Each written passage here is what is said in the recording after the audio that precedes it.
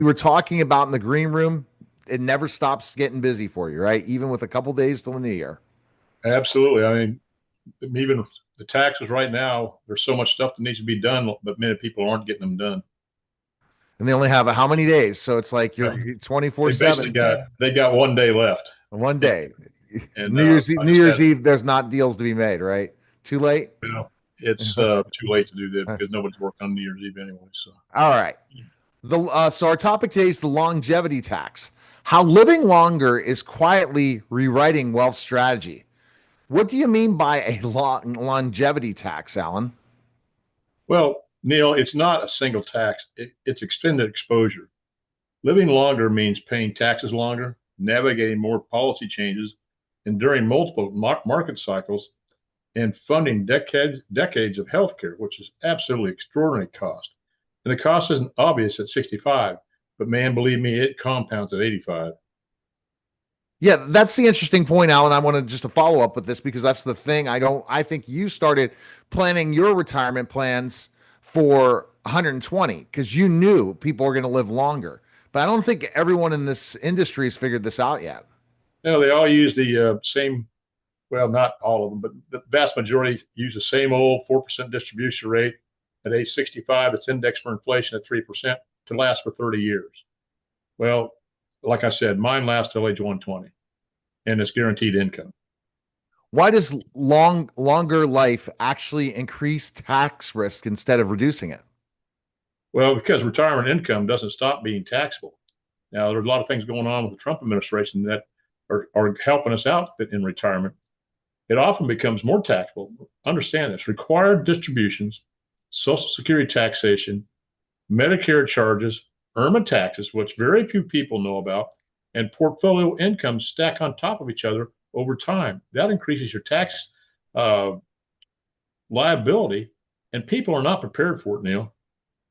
Just like Social Security tax, people don't think about the taxation of Social Security. If you make over $44,000 in today's tax standards, and you're age 65 and you make $3,000 a month in Social Security for you and your wife, 44% of your Social Security, I mean, excuse me, 85% of your Social Security is going to be taxed. And you're writing a check to Uncle Sam for over $6,000 a year, and people aren't prepared for it.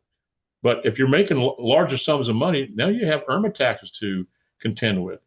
And Medicare healthcare is just astronomically expensive.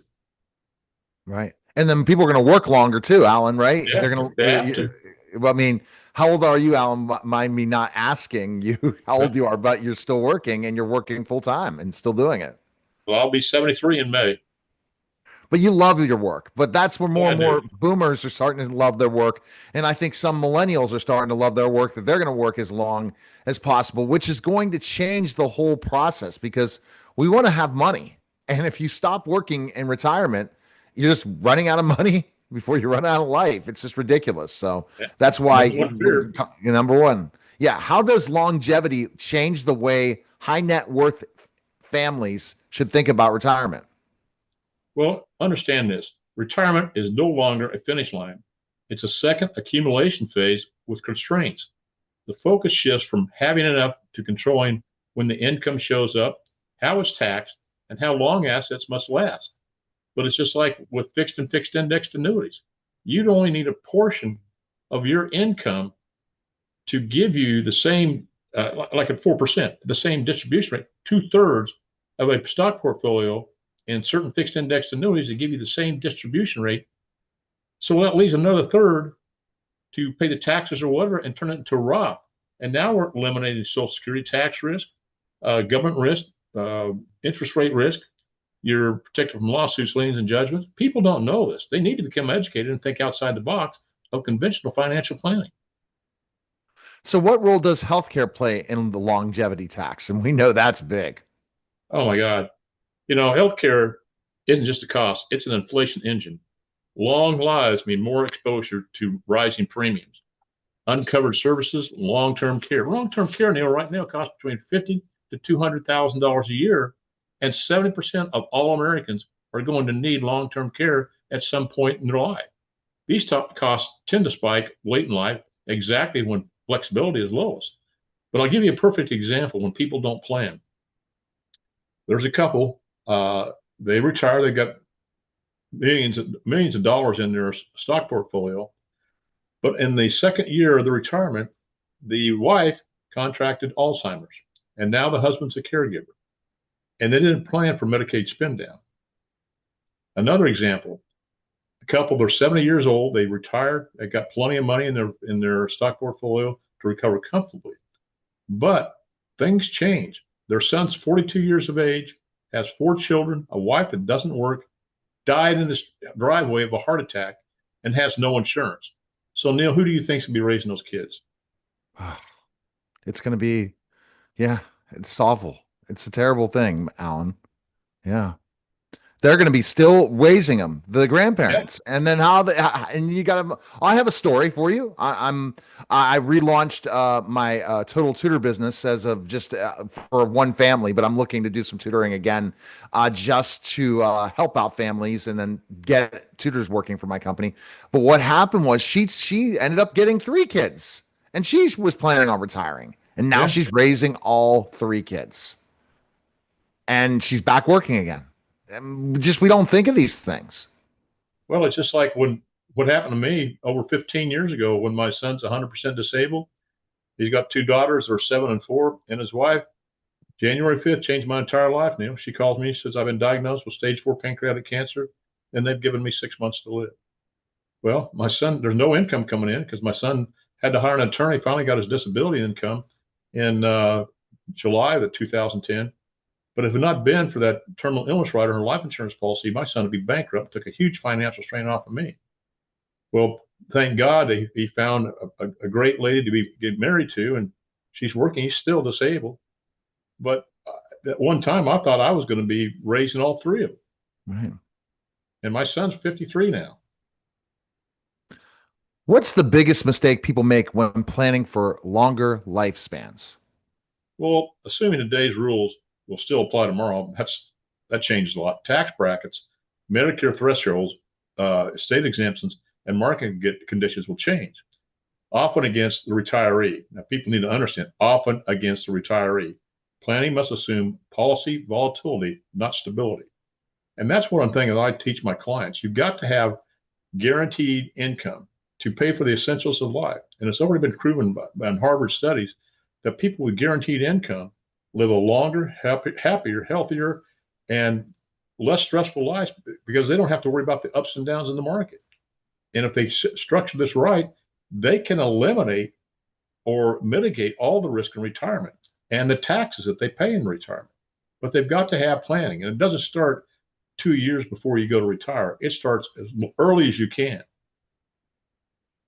So what does a smarter, longevity-aware wealth strategy look like, Alan? Well, it's like I just said. It prioritizes control over income timing, tax diversification, asset flexibility, and protection against late life cost. The goal isn't just to live life longer, it's to stay financially agile for much longer. When I talk to people, they say, well, I'm going to be at a lower tax strategy. I said, well, listen, or tax bracket. I said, listen, I want to talk to people that want to live in the standard of living they're living now or a better standard of living. But many of these people, when they go retire, and I've got 2 clients today I'm talking to, they don't have any pension. They got about $500,000 in their 401k. All they got is Social Security. And if they think that $500,000 is going to give them a good lifestyle, they're in a world of rude awakening. I'm telling you. Totally, because of the number of years. And I think, Alan, you have to be one of these first people to start speaking, because you're a poster child for this, that you're going to be working into your 80s, maybe 90s, who knows, but you enjoy what you do. But ultimately, at the end of the day, you want to have the same lifestyle in your 80s.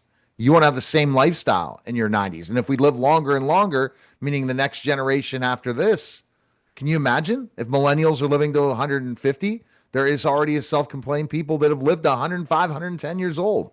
COVID kind of changed all those numbers, Alan, but ultimately forget COVID and you look at the longevity was really happening before that happened. Well, here's the thing. If you retire at 65 and you die at 75, you're not going to have a problem probably. But if you retire at 65 and live to 95 or 100, you're going to have a big problem. And the number one fear in retirement, Neil, as we've discussed many, many times, is running out of money before you run out of life. Totally. So what's cool is you don't charge for your consultations, so people can go Nope. really easily.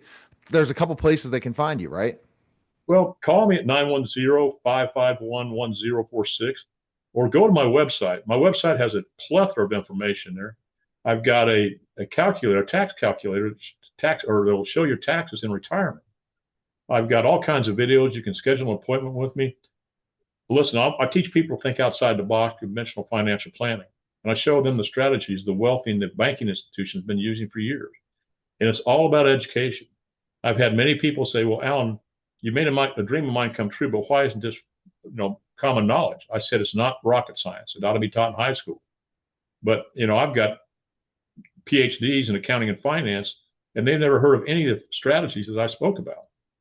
And it's sad because we've been inundated by the propaganda of Wall Street, fee-based advisors. The only way to plan for your retirement is a 401k or a stock portfolio. There are so many other things out there, and people need to become educated on them. All right. So it's awesome the different places that you can contact them and go to that website. There's so much information. There's a nice calculator to find out. Are you on the right track with your retirement? That calculator is huge, isn't it, Alan? Absolutely. Okay. All right. That was the Strategic Wealth